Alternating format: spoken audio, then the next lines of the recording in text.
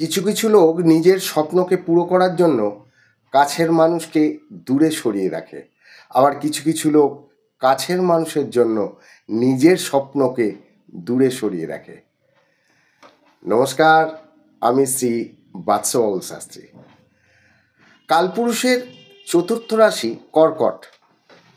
1, 2, 3, 4 অধিপতি হচ্ছে চন্দ্রমা বা চন্দ্র। কর্কট রাশির জন্য ভীষণ খুবই মহত্বপূর্ণ আজকের আলোচনা করব। আর এই আজকের আলোচনায় 2025 সালে প্রথম মাস জানুয়ারি, আর এই জানুয়ারি মাস কেমন যাবে আপনাদের স্বাস্থ্য, প্রেম, শিক্ষা, দাম্পত্য জীবন, কেরিয়ার, ব্যবসা, ভাগ্য, নবগ্রহ আপনাদের কি ফল দেবে আর কি উপায় আছে সেটাও জানাবো। সম্পূর্ণ ডিটেলে বোঝাবো, মন দিয়ে শুনবেন আর আপনার ফোকাস থাকবে এইখানে। আপনারা যদি জন্মকুণ্ডলী বিশ্লেষণ করতে চান তাহলে এই চ্যানেলে এবং ডেসক্রিপশানে আপনি নাম্বার পাবেন। আপনি চ্যানেলটা শেয়ার করুন এবং আপনার বন্ধুবান্ধবদের এবং আপনার আত্মীয় স্বজনদের আপনারা এইটা শেয়ার করুন। মানব কল্যাণের কাজেও এটা কিন্তু আসে। শুরু করছি। আপনাদের রাশির ওপর মঙ্গল, তৃতীয় কেতু, পঞ্চমে বুধ এবং ষষ্ঠে রবি, অষ্টমে শনি এবং শুক্র, রাহু নবমে এবং বৃহস্পতি একাদশে। রাশির স্বামী চন্দ্র আপনাদের স্বাস্থ্য সম্বন্ধে খুব একটা খারাপ না দেখলেও আপনাদের শনির ঢাইয়া চলছে, কিন্তু আপনাদের জন্মকুণ্ডলিতে যদি শনির স্থিতি কমজোর থাকে, তবে ডিগ্রি কমজোর থাকলেও বা অন্যান্য দিক থেকে বা শত্রু রাশিতে আছে, তবে এর প্রভাব কিন্তু পড়বে স্বাস্থ্যের ওপরে। আপনাদের যে স্কিনের প্রবলেম, ইমিউনিটি ডাউন হয়ে যাওয়া, জয়েন্ট পেন, পায়ের সমস্যা, এগুলো দেখা যাচ্ছে। হ্যাঁ, মাইগ্রেন, হঠাৎ করে কিন্তু দুর্বলতা আসবে শরীরের মধ্যে, এগুলো কিন্তু বেশ দেখা যাচ্ছে। ষষ্ঠ ঘরে রবি থাকায় এই যে 14ই জানুয়ারি পর্যন্ত আপনার এই ধরনের যেমন গলা ব্যথা, দাঁত, চোখ, কান, না তেমন কোনো বড় কিছু প্রবলেম আসবে না, তবুও আপনার একটু সাবধানে থাকবেন।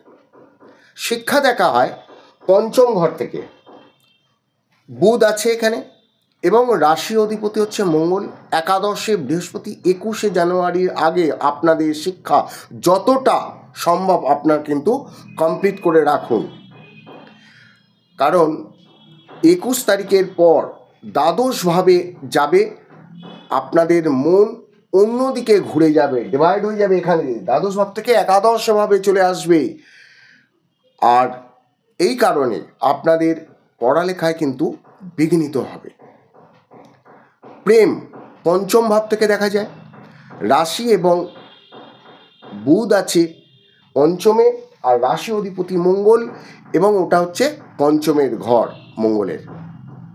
এই থাকাকালীন মাঙ্গলিক তৈরি হয়ে যাচ্ছে প্রথম ঘরে মঙ্গল থাকলে। এর ফলে আপনার পার্টনার সাথে কিছুটা মনমুটাফ হয়ে যাবে, আপনি আপনার সমস্যা শুনবেন না। মঙ্গল অগ্নিতত্ত্ব রাশি আছে জলতত্ত্বে, আপনাদের মধ্যে অযথা একটা বাক বিতণ্ডা প্রকট হবে, আপনার পার্টনারের প্রতি অবজ্ঞা হতে থাকবে। এটা আপনাদের প্রেমের মধ্যে কিছুটা খারাপ প্রভাব দেবে। আপনার পার্টনার আপনাকে না মানবার চেষ্টা করবে, বা চেষ্টা করলেও আপনাকে যদি মানাবার চেষ্টা করে তাহলে আপনি নিজেকে কন্ট্রোল করুন, কারণ তারও তো একটা মান সম্মান আছে। 21শে জানুয়ারির পর ব্রেকআপ পর্যন্ত হয়ে যাওয়ার সম্ভাবনা দেখা যাচ্ছে, কারণ মঙ্গল চলে যাচ্ছে দ্বাদশভাবে। দাম্পত্য জীবন খুব একটা অসুবিধার নেই, তবে সপ্তম ভাব থেকে দাম্পত্য জীবন দেখা হয়। সপ্তম ভাবের অধিপতি অষ্টম ভাবে আছে শনি। আপনাদের উপর যে একটা প্রাধান্য কিছুটা প্রেশার দেবে আপনার পার্টনারের শরীর স্বাস্থ্যর দিকেও কিন্তু আপনাকে খেয়াল রাখতে হবে।